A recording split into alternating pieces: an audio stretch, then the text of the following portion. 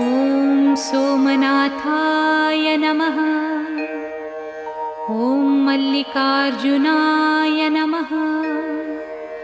ॐ महाकालेश्वराय नमः। ॐ ओंकारेश्वराय नमः।